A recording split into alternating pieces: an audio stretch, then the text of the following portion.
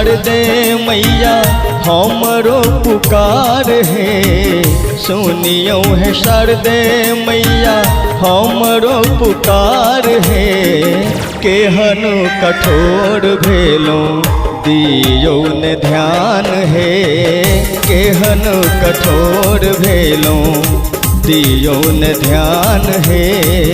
केहन कठोर भेलो सुनियो है शारदे मैया हमरो पुकार है। सुनियो है शारदे मैया हमरो पुकार है।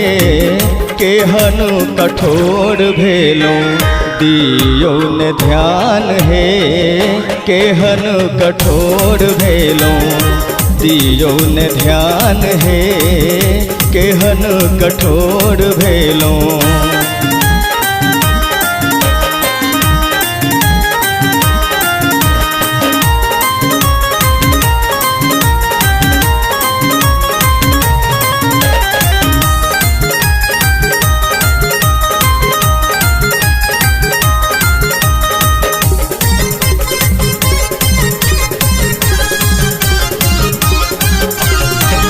आहा के दर्शन लेल लागल अछि भीड़ हे।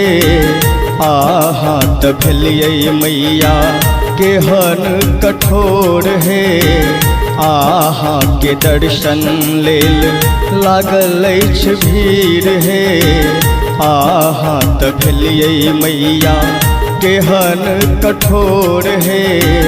विद्या के देवी छी माँ जग में सगरो नाम है।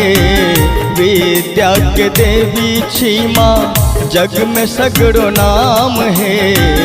केहन कठोर भेलो केहन कठोर भेलो दियो ने ध्यान है। केहन कठोर भेलो दियो ने ध्यान है। केहन कठोर भेलो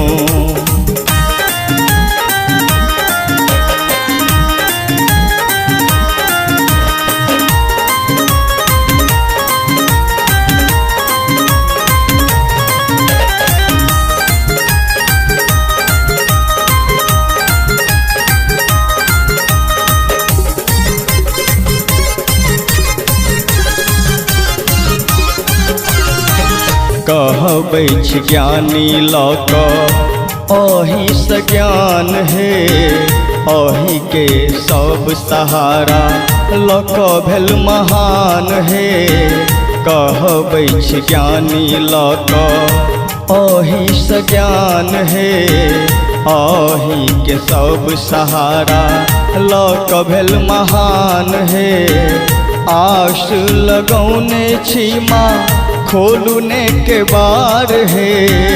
आश लगौने छी माँ खोलू ने के बार है। केहन कठोर भेलो केहन कठोर भेलो दियो ने ध्यान है। केहन कठोर भेलो दियो ने ध्यान है। केहन कठोर भेलो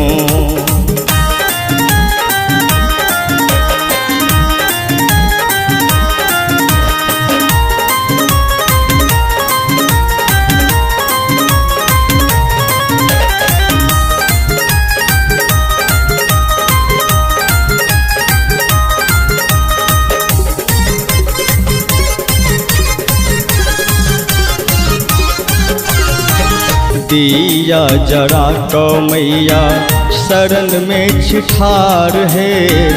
एक बेर दर्श देखाबू भेलो सब बेहाल है। दिया जरा को मैया शरण में छिठार है।